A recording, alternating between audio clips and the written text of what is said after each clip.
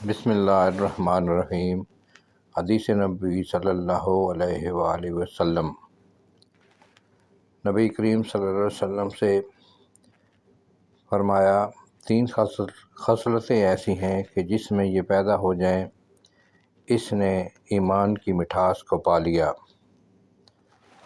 اول یہ کہ اللہ اور اس کا رسول اس کے نزدیک سب سے زیادہ محبوب بن جائیں۔